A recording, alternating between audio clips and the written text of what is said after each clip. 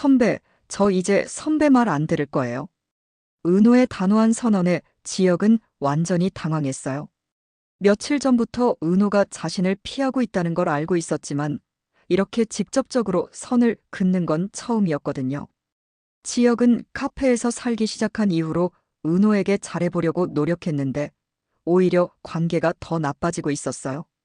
은호야, 내가 뭘 잘못했어? 말해봐. 선배는 몰라요. 선배는 항상 자기 기준으로만 생각하니까. 지혁은 은호의 말이 무슨 뜻인지 이해할 수 없었어요. 자신은 진심으로 은호를 위해 노력하고 있다고 생각했거든요. 하지만 은호에게는 지혁의 그런 태도가 오히려 부담스럽게 느껴졌어요. 은호가 지혁에게 거리를 두려는 진짜 이유는 자신의 출생 비밀 때문이었어요. 고성이가 친어머니라는 사실, 그리고 성재가 법적으로는 오빠라는 현실을 알게 된 후부터 모든 관계가 복잡해진 거죠. 하지만 이런 사정을 지혁에게 말할 수는 없었어요. 지혁은 은호의 차가운 태도에 상처를 받으면서도 포기할 수 없었어요. 은호야, 나 정말 변했어. 너한테 더 이상 상처 주지 않으려고 노력하고 있는데. 선배, 그게 문제예요.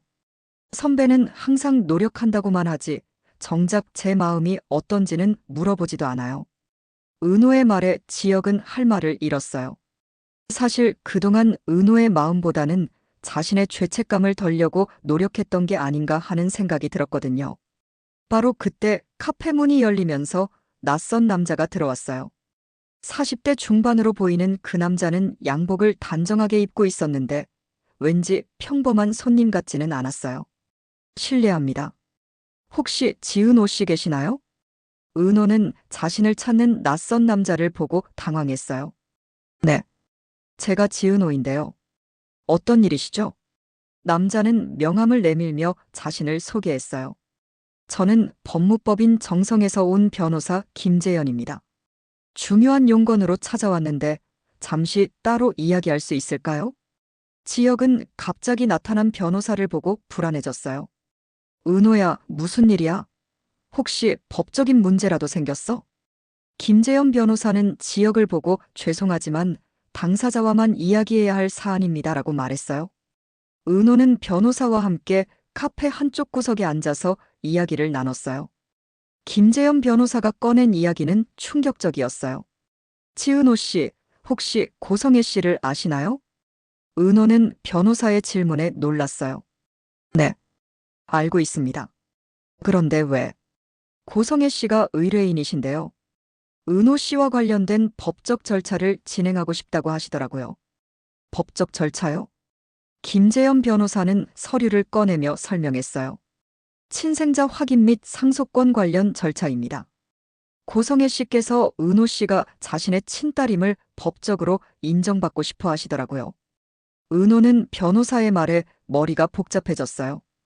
고성이가 갑자기 이런 법적 절차를 밟으려는 이유가 뭘까요? 변호사님, 제가 이걸 원하지 않으면 어떻게 되나요? 물론 당사자의 동의 없이는 진행할 수 없습니다. 하지만 고성애 씨께서 꼭 만나 뵙고 싶다고 하시더라고요. 지혁은 멀리서 은호와 변호사의 심각한 대화를 지켜보며 불안해했어요. 무슨 일인지 알 수 없지만 분명히 은호에게 큰 일이 생긴 것 같았거든요. 변호사가 떠난 후 지혁은 은호에게 다가갔어요. 은호야, 무슨 일이야? 변호사가 왜 왔어? 하지만 은호는 지혁에게 자세한 이야기를 할 수 없었어요. 선배는 신경 쓰지 마세요. 제 개인적인 일이에요. 지혁은 은호의 거절에 더욱 답답해했어요. 은호야, 우리 사이에 뭘 그렇게 숨겨? 나한테 말해봐. 선배, 모든 걸 알고 싶어 하지 마세요. 제게도 혼자 처리해야 할 일들이 있어요. 그런데 바로 그때 성재가 카페에 들어왔어요. 성재는 지혁과 은호의 어색한 분위기를 감지했어요. 은호 후배, 괜찮으세요? 표정이 안 좋아 보이는데. 은호는 성재를 보고 더욱 복잡해졌어요. 법적으로는 오빠인 성재에게 이 상황을 어떻게 설명해야 할지 모르겠더라고요. 성재 선배, 저 지금 좀 복잡한 일이 있어서. 성재는 은호의 힘든 모습을 보고 걱정됐어요. 하지만 지역이 있는 상황에서 너무 적극적으로 나설 수도 없었고요. 지역은 성재와 은호의 대화를 보며 질투심이 생겼어요. 성재야, 은호가 힘들어하니까 오늘은 그냥 가면 안 될까? 지역아, 나도 은호 후배 걱정되는 건 마찬가지야. 걱정. 너는 은호가 무슨 일인지 알고 있는 거야. 성재는 지역의 질문에 대답하기 어려웠어요. 은호와 자신의 관계에 대한 진실을 지역에게 말할 수는 없었거든요. 은호는 두 남자가 자신 때문에 긴장하는 모습을 보고 짜증이 났어요. 선배들, 그만해요. 저는 지금 혼자 있고 싶어요. 은호의 외침에 카페가 잠시 조용해졌어요.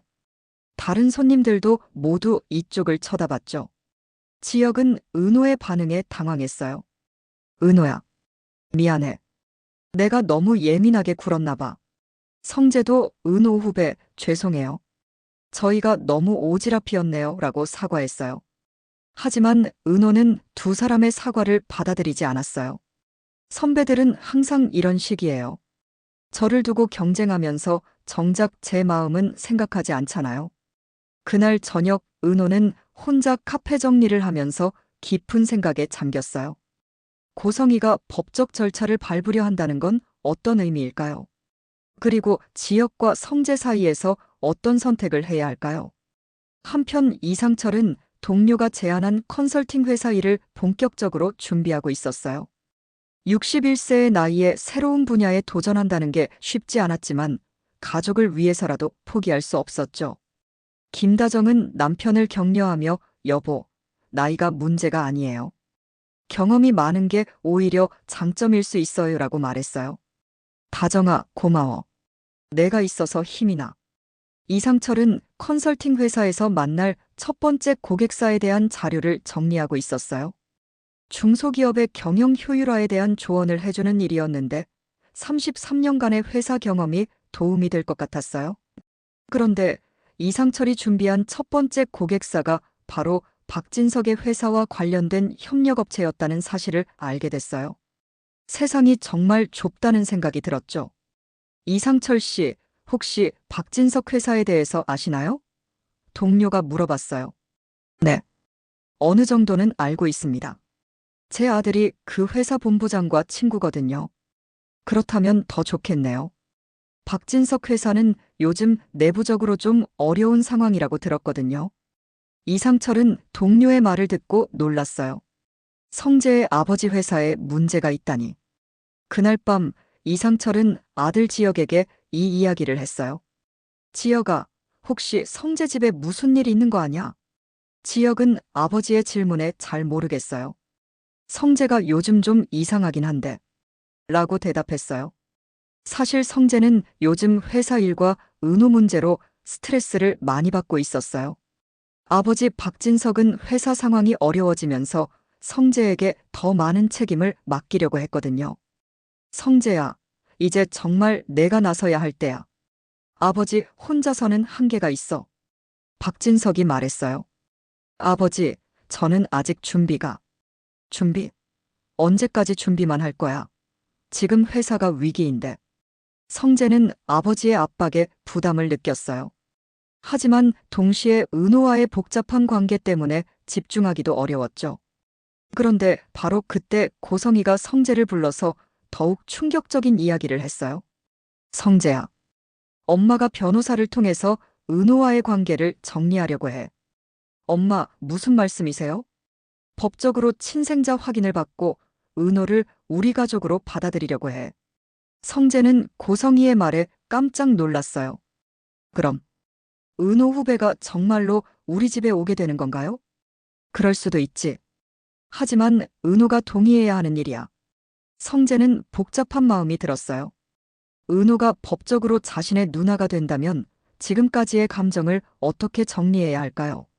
한편 지환과 박영나의 관계는 조금씩 발전하고 있었어요.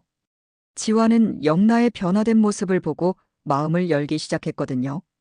영나 씨, 정말 많이 달라졌네요. 지환이 말했어요. 지환 씨 덕분이에요. 지환 씨가 저한테 현실을 알려주지 않았다면 계속 그렇게 살았을 거예요. 영란은 지환을 통해 처음으로 다른 사람의 어려움을 이해하게 됐어요. 그리고 자신의 특권적인 환경에 대해서도 다시 생각해 보게 됐죠.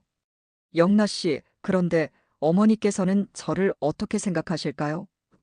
지환이 걱정스럽게 물어봤어요. 엄마는 아직 마음의 준비가 안 되신 것 같아요. 하지만 시간이 지나면 이해해 주실 거예요.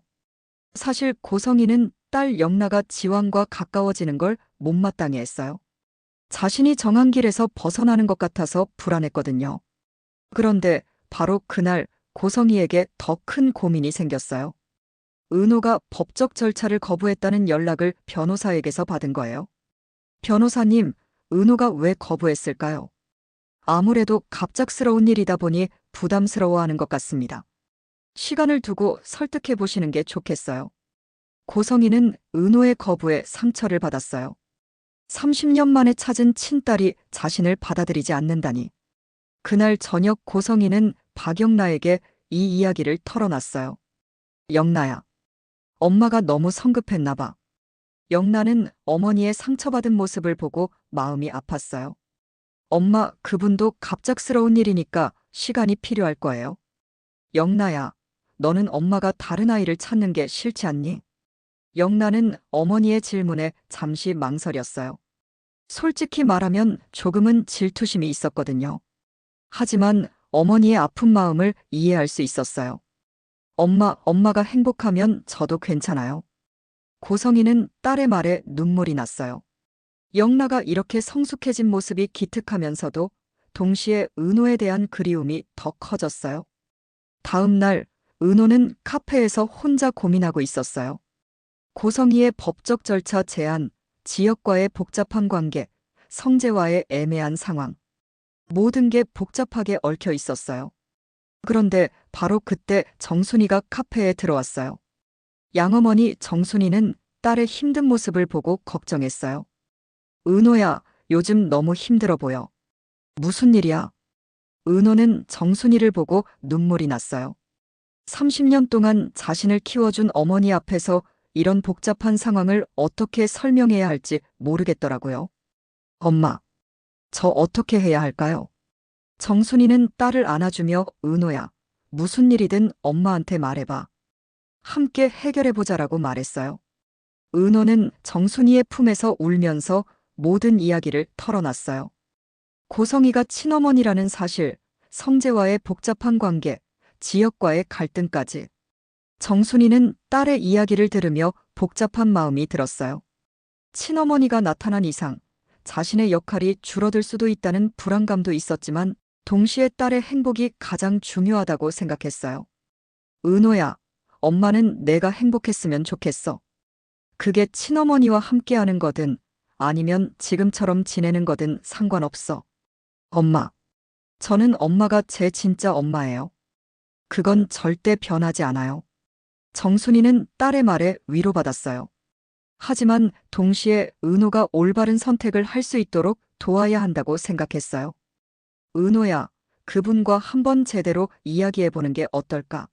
서로 오해가 있을 수도 있잖아. 은호는 정순이의 조언을 들으며 생각해봤어요. 고성이와 진솔한 대화를 나누는 게 필요할 것 같았어요. 그날 밤 은호는 고성이에게 전화를 걸었어요. 어머니, 제가 뵙고 싶습니다. 이야기할 게 있어요. 고성이는 은호의 전화를 받고 기뻤어요. 은호야, 정말? 언제든지 좋아. 이제 모든 관련자들의 운명이 새로운 국면을 맞이할 준비가 됐어요. 은호와 고성이의 만남에서 어떤 이야기가 오갈까요? 그리고 지역과 성재는 이 복잡한 상황을 어떻게 받아들일까요? 무엇보다 이상철이 박진석 회사와 연결된 일을 하게 되면서 두 가족의 관계가 어떻게 변할지도 궁금했어요. 모든 비밀과 감정이 얽힌 상황에서 각자의 선택이 다른 사람들에게 어떤 영향을 미칠지 정말 예측할 수 없는 전개가 기다리고 있을 것 같았어요. 오늘 예상 줄거리는 어떠셨나요? 은호가 지역에게 선배. 말 안 들을 거예요 라고 선언하는 순간부터 정말 숨막히는 전개였죠. 특히 변호사 김재현의 등장으로 상황이 완전히 뒤바뀌었는데요. 고성희가 법적 절차까지 밟으려 한다니. 은호는 과연 어떤 선택을 하게 될까요? 댓글로 여러분의 예상과 응원 메시지 남겨주세요. 구독과 알람 설정 부탁드립니다. 감사합니다.